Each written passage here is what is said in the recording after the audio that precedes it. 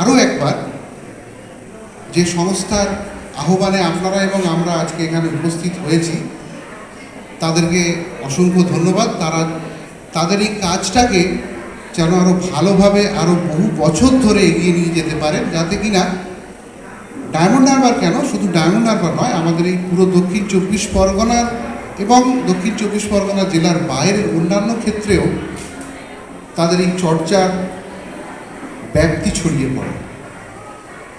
আশা রাখি যত দিন যাবে তত এই সংস্থার আরও শ্রীবৃদ্ধি ঘটবে।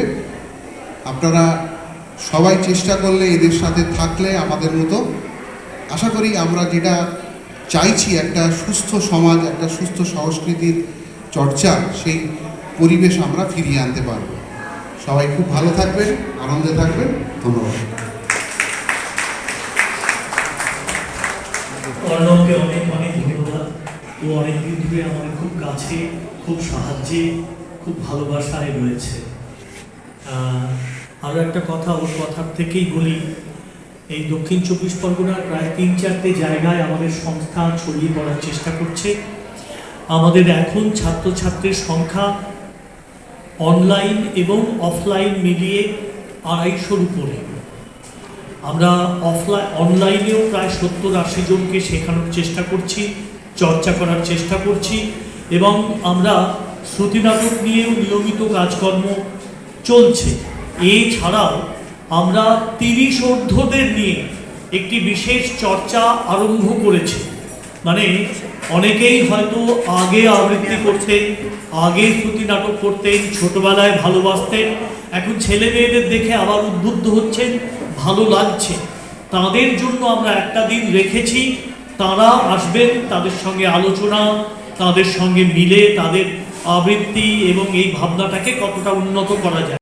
জানাই শুভেচ্ছা এবং ধন্যবাদ এই জন্যে যে আপনারা আমাদের সঙ্গে অনেকদিন ধরে পথ হাঁটছেন। অনেকেই আছেন যারা অনেকদিন পথ হাঁটছেন, আবার কিছু কিছু মানুষ আছেন যারা নতুন বন্ধু হয়েছেন। কিন্তু যারাই বন্ধু অনেক দিনের হোক বা কম দিনের হোক, তারা এতটাই আমাদের কাছের লোক হয়ে গেছেন যে আমাদের এই চর্চার ক্ষেত্রে তো এটা ঘরে বসে চর্চা করার তো জিনিস নয়, তাই মানুষের মধ্যে ছড়িয়ে দেওয়ার জিনিস। এই ছড়িয়ে দেওয়ার জন্যে আমরা যাদের পাশে পেয়েছি তাদেরকে অনেক ধন্যবাদ জানাই। আজ ২৬ বছর বয়স হয়ে গেল এই শ্রুতি আবৃত্তি ও শ্রুতি নাটক চর্চা কেন্দ্রের। এই ২৬ বছর আমাদের এই চর্চা কিন্তু নিরবিচ্ছিন্নভাবে চলেছে, কোনো একদিনের জন্যেও এটা বন্ধ হয়নি।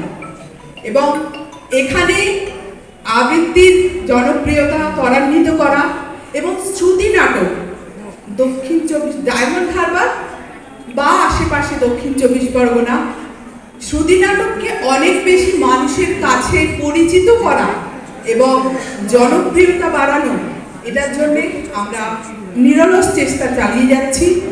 অনেক দিক দিয়ে অনেক সফল হয়েছি, কারণ আমরা আমাদের ২৫ বছর পূর্তিতে গত বছর আবৃত্তির ওয়ার্কশপ তো হয়েছিলই, তার সঙ্গে আমাদের শ্রুতি নাটক উৎসব হয়েছিল, যেখানে প্রথিতযশা সমস্ত দলরা এসে এখানে তাদের শ্রুতি নাটক পেশ করেছিলেন। এবং এবছর যেটা হয়েছে, এবছর শ্রুতি নাটক উৎসব, তার সঙ্গে প্রতিযোগিতা। এতে ২০টি টিম, দুদিন ধরে ২০টি টিম, যারা যথেষ্ট পরিচিত খ্যাত, তারা এসে আমাদের মঞ্চে এসে তাদের শ্রুতি নাটক পরিবেশনা করেছেন। সেই শ্রুতি নাটক উৎসবের আজকে পুরস্কার প্রদানও হবে, সেটাও আপনারা দেখতে পাবেন। আসলে আমার একটা জিনিস খুব মনে হয়, আমরা আবৃত্তি চর্চা করি, আমার কাছে এটা একটা ওই বলছিলেন যে বড়রা, আমার এটা খুব আনন্দের জায়গা যে যারা ছোটরা বড়রা যারা শিখছে তাদের সঙ্গে অনেক ক্ষেত্রে দেখছি তাদের বাবার দিকটা আমি একটু অফ রাখছি, কারণ মায়েরাই আগে এগিয়ে আসছেন, মায়েরাও কিন্তু তারা চর্চা শুরু করছে। তাদের কিন্তু এরকম নয় যে তাদের খুব মানে আগে খুব করেছেন বা অভিজ্ঞতা আছে, কিন্তু এই যে উৎসাহিত করতে পারছি আমরা একটা শিল্পকে, আমরা এখানে এই যে 26 বছর ধরে এটাকে চর্চা করে, অনেককে দিয়ে চর্চা করিয়ে এটাকে যে অনেকের কাছে গ্রহণযোগ্য এবং ব্যাপারটা অনেকের কাছে প্রিয় হয়ে উঠেছে। কারণ আমাদের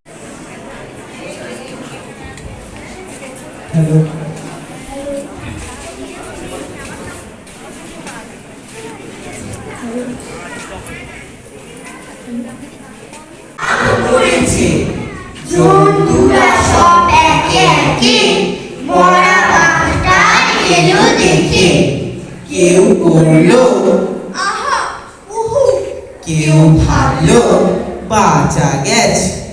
কদিন পরে বলল সবাই বাঘ পড়েছে, এখন তবে বনে একটা রাজা তো চাই, কি তাহলে রাজা হবে? শেয়াল শুনে চুপি চুপি মাথায় দিয়ে গাধার টুপি, লাফিয়ে উঠে সিংহাসনে ডাকলো হুয়া হুক্কা রবে, বলল যে সেই রাজা হবে। ভালুক বলল এই বেয়াদব, ওখান থেকে নামে গুলি করে না। অঞ্চল সিঞ্চিত গৈরিকে স্বর্ণে গিরিপত্রিকা দধি উত্তল কর, তরু ভরি যৌবন তাপসে অপরে না ছড়ে না। পাষাণের স্নেহ ধারা তুষারের বিন্দু, ডাকে তোরে চিতলোল উতরোল সিন্ধু।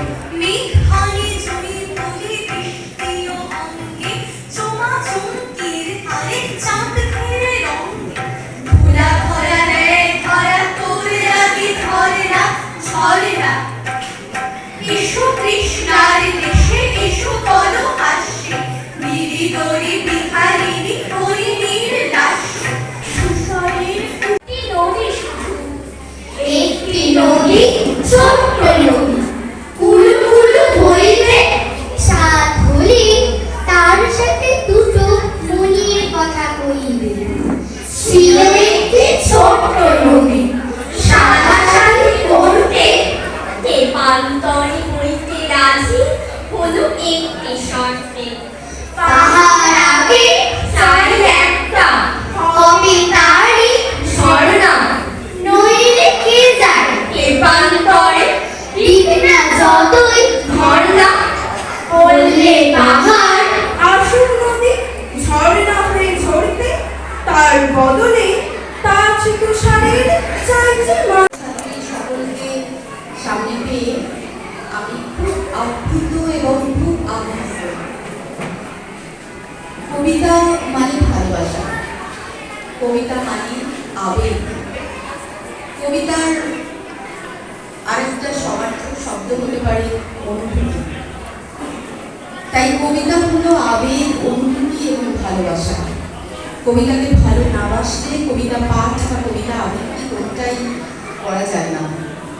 কবিতা আমাদের মনের ভাব প্রকাশের অন্যতম একটা মাধ্যম। ছেলেবেলায় আমার কবিতার হাতেখড়ি হয়েছিল স্কুল জীবনে। ছড়া কবিতা আবৃত্তি করতাম, ভালোবাসতাম। দু চারটে কম্পিটিশনে যেতাম, পুরস্কার মিলত দু চারটে। তারপর কলেজ জীবন, তারপরে ইউনিভার্সিটি লাইফ, শ্রুতি নাটক, থিয়েটার। সেসবের সময়ই ডক্টর হিমাদ্রি পাল তখন বর্ধমানে মেডিকেল কলেজে উনি গ্র্যাজুয়েশন করছিলেন। হিমাদ্রিদার সাথে অনেক আবৃত্তি চর্চা করেছি, শ্রুতি নাটক চর্চা করেছি। পরবর্তী সময়ের জটিল আবর্তে এবং বাস্তবের জটিলতায় কবিতাকে জীবন থেকে ছুটি দিয়ে দিয়েছি। কবিতা এখন আমার জীবনে আর নেই। আমি একটা ক্যান্সার হাসপাতাল যাই, চিনবে না আমাকে? তোমার শেষ গল্পের বইটি পড়েছি শরৎবাবু, বাসি ফুলের মালা। তোমার নায়িকা এলোকেশী মরণদশা পড়েছিল 50 বছর বয়সে। 25 বছর বয়সের সঙ্গে ছিল তার রেশারেশি। দেখলে তুমি মরদাসই বটে, জিতিয়ে দিলে তাকে। নিজের কথা বলি, বয়সটা আমার একজনের ছুঁয়েছিল আমার এই কাঁচা বয়সের মানি। তার জন্যে পুলক লাগতো আমার চোখে, আমার দেহে। ভুলে গিয়েছিলেন অত্যন্ত সাধারণ মেয়ে আমি। আমার মতো এমন আছে হাজার হাজার মেয়ে, অল্প বয়সের মন্ত্র তাদের যৌবনে। তোমাকে দোহাই দিই, একটি সাধারণ মেয়ের গল্প লেখো তুমি, বড় দুঃখ তারও স্বভাবের গভীরে অসাধারণ যদি কিছু লুকিয়ে থাকে কোথাও, কেমন করে প্রমাণ অঞ্জনেতা বঞ্চনা দেয়, চলতে লাগে দেশটির সাথে, ঠিক বলে টাক ভালো হয় আমার তেলে লাগাও মাথে। কি গান গায়,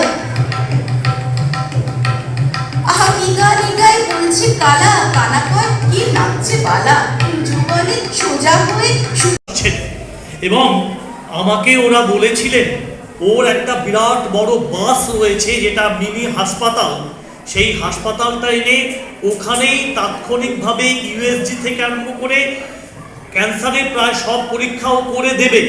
কিন্তু আমাদের দুর্ভাগ্য ওই সময় ওই অত বড় বাস রাখার জায়গা পাওয়া গেল না। শঙ্করবাবু ওখানে আছেন, বা পরবর্তী ক্ষেত্রে আমাদের চেয়ারম্যান সাহেব যদি পরবর্তী ক্ষেত্রে উৎসাহী হন, যোগাযোগ করলে ওর প্রায় 250 বেডের বিরাট জায়গায় পৌঁছতে অনেকটাই বেগ পেতে হয়েছে। আমাদের যে তিনজন বিচারক ছিলেন, মাননীয় প্রদীপ মৌলিক মহাশয়, মাননীয় শুভাশিস কামাল মহাশয় এবং শ্রুতির পক্ষ থেকে শ্রুতি আবৃত্তি ও শ্রুতি নাটক চর্চা কেন্দ্রের পক্ষ থেকে তার কর্ণধার শুক্লা পাল চ্যাটার্জি, এনারা তিনজন ছিলেন।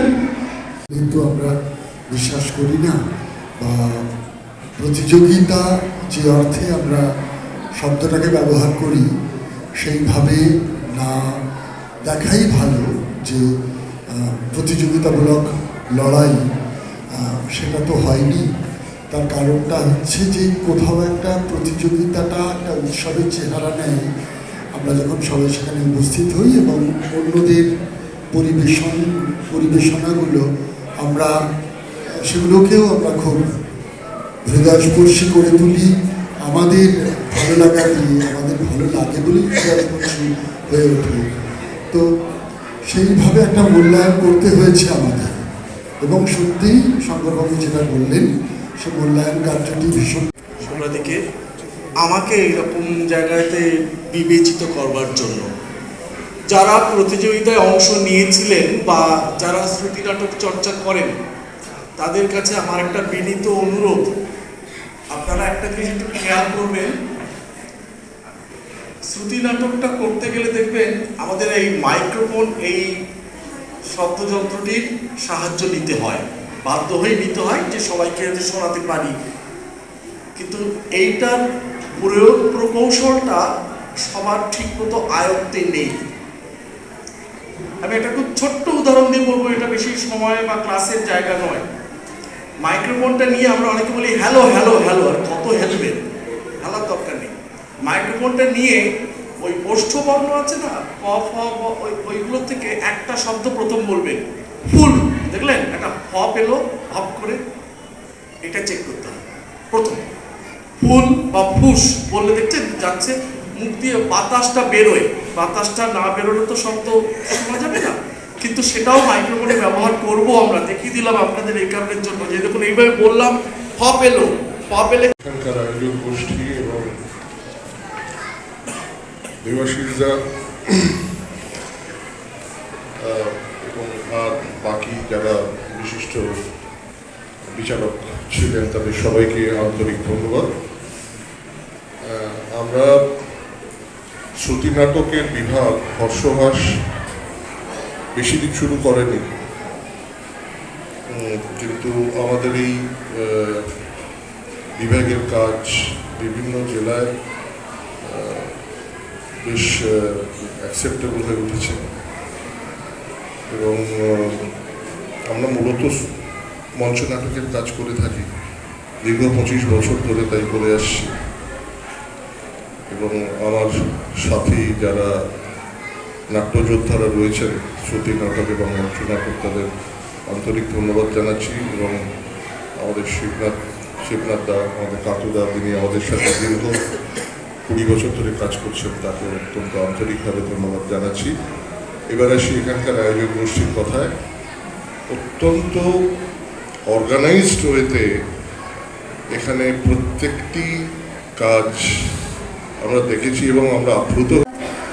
অভিনন্দন এবং ভালো থাকুন এই শুভকামনা জানাই। আমরা অনুবন্ধ প্রায় অনেক দিন ধরেই নাটকের চর্চাটা করছি, শ্রুতি এবং মঞ্চ দুটোই। সত্যি কথা বলতে যেদিন আমরা এখানে এলাম, আমাদের দ্বিতীয় দিন ছিল, প্রতিযোগিতার দ্বিতীয় দিনে আমরা অংশগ্রহণ করেছিলাম।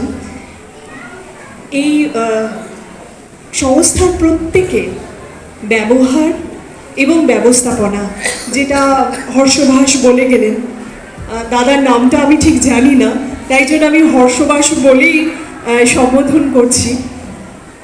দাদা যেটা বলে গেলেন অসম্ভব ভালো, মানে এত যারা রয়েছেন, শঙ্করবাবু, আরও সকলের তো নাম জানি না, প্রত্যেককে জানাই মানে আমাদের আভূমি প্রণাম জানাই। কারণ আমরা শ্রুতি নাটক শিল্পের সঙ্গে যারা যারা যুক্ত আছি তারা জানি যে শিল্পীর সংখ্যা হয়তো কোথাও গিয়ে বেশি হয়ে যায় শিল্পটা যাদের সামনে আমরা উপস্থাপন করব সেই সংখ্যার তুলনায়। তো এটা আমাদের প্রত্যেকের একটা কষ্টের জায়গা, দুঃখের জায়গা। কারণ শ্রুতি নাটকের যে স্রোত, উড়ে উঠছে চানাচুর চাটনি মিশ্রি, এ মেয়েটা বিশ্রী, থেকে দিলে ছড়ায়, ফেলে আগে পালায়, বোঝে না গো বাপ মার দুঃখ, এ ছেলেটা হালু হুলু ডাকলে যে বাপ, আমরা থাকি কাঁদতে, বাঘের পিঠে চেপেই মশা, ফুল ফোটালো আসতে, তারপরে কি উড়লো মশা, হাসতে হাসতে হাসতে, মশা মশা ছোট্ট মশা, এইটুকু এক ফোঁটা, কুকুর ঠোঁটে কামড়েছিল, কি মানে কি যে তার, আমাকে ধরিতে যেই এলো ছোট কাকা, সাপরে গেলা পুড়ে মেলে দিয়ে পাখা, দুই হাত তুলে কাকা বলে, থামো থামো, যেতে হবে স্কুলে এই বেলা নামো, আমি বলি কাকা নিচে করো চেঁচামেচি, আকাশেতে উঠে আমি মেঘ চলেছে, মেঘের বাড়ি গোল, একটু জিরোয় ফের ছুটে যায়, মাঠ পেরুলেই গোল, ফুলের উপর বাজনা বাজে ধন ধরা ধন ধন, দেশ বিদেশে বেড়াই ঘুরে নেই কো ঘোরার শেষ, ইচ্ছে হলেই বাজায় বাজি, দিন কেটে যায় বেশ, স্কুলে তো হয় না খেতে বেশ, মজা করে দেখছে শুধু পাহাড় নদীতে, সন্ধ্যা হলেই হয় না খেতে তারা। আন্তরিক আমন্ত্রণে আজকে উপস্থিত হতে পেরেছি, সেই জন্য ডক্টর হিমাদ্রি পাল মহাশয় এবং শুক্লা ম্যাডামের কাছে আমি আন্তরিক কৃতজ্ঞতা জানাই। এখানে বেশিরভাগ আমার অপরিচিত, যারা পরিচিত আছেন তাদের মধ্যে শাকিল আহমেদ দাদা, ওনাকেও আন্তরিক ধন্যবাদ জানাই। ডায়মন্ড হারবারের বুকে বেশ কয়েকটি কবিতা কেন্দ্রিক অনুষ্ঠানে উনি আমাকে আমন্ত্রণ জানিয়েছিলেন। আজকের এই অনুষ্ঠান ডায়মন্ড হারবারের বুকে সংস্কৃতির জগতে একটি উল্লেখযোগ্য পদক্ষেপ। আমি যেখানে থাকি ঠিক নদীটা পেরিয়ে গেলে যে হলদিয়া আছে, ওখানে কবি আগুন দে আর একটু কাল বেঁচেই থাকি বাঁচার আনন্দে, নটন নটন পায়রা গুলি খাঁচাতে বন্দি, দু এক মুঠো ভাত পেলে তা ওড়াতে বন্দি, হায় তোকে ভাত দিই কি করে, যে ভাত দিই হায়, হায় তোকে ভাত দেব কি দিয়ে, যে ভাত দেব হায়। নিভন্ত এই চুল্লি তবে একটু আগুন দে, আর একটু কাল বেঁচেই থাকি বাঁচার আনন্দে। দুপারে কই রুই কাতলার মারণি ফন্দি, বাঁচার আশায় হাত হাতিয়ার মৃত্যু। যেহেতু ছোটরা আছে, আমি ছোটদের জন্য কয়েকটা ছড়া শোনাচ্ছি। হঠাৎ দেখি, হঠাৎ দেখি বাঁশবাগানে বাজলো টেলিফোন। নরওয়েতে নন্টে থাকে, বললে শোন শোন, শোন পাপড়ি খাবি নাকি, আমি এখন বম্বে থাকি। আমি বললাম দে। রূপার খোঁপায় রূপালি চাঁদ, আকাশ ভরে নে। হঠাৎ দেখি বাঁশবাগানে মশা মাথায় গান, এমনি করে যাচ্ছে ভেসে আদ্যিকালের মান। মানের কথা আর বলো না, বানের কথা আর বলো না, কষ্ট পাবে টুটুল, মানি তার মন ছম ছম, কষ্ট কাঁদে বুটুল। আবৃত্তি চর্চার আমন্ত্রণে আমি আপনাদের সামনে এসেছি, একটি স্বরচিত লেখা পাঠ করছি। শিরোনাম সব শেষ। ঘুম ভেঙে দেখি আমাদের যা কিছু সব শেষ। ডোবায় জল নেই, জানালায় আস্ত কাঁচ নেই, হরিঘোষের মুদি দোকানের কোনো কিচ্ছু নেই। ঘুম ভাঙার পরে দেখি পাল্টে গেছে দেশ। সকালের আকাশে সূর্যের কিরণ, স্নিগ্ধতা শেষ। সামনে নীলমণি মাথায় কাকিমা জেঠিমা নেই। বাদনা পড়ো, ওহো বাদনা পড়ো, পাল লাচের তলক, বাদনা পড়ো লাচের তলক, ঢেঁকিতে চাল কুড়াবো, হাপুস হুপুস ভাত খেয়ে ভাত সাজাম সাকাম উড়াবো।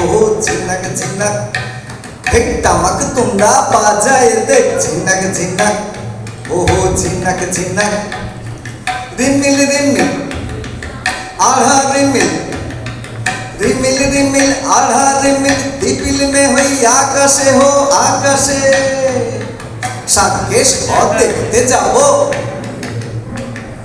সাতকেশ ঘর দেখতে যাবো, রানী বাঁধের বাজারে হো বাজারে হো।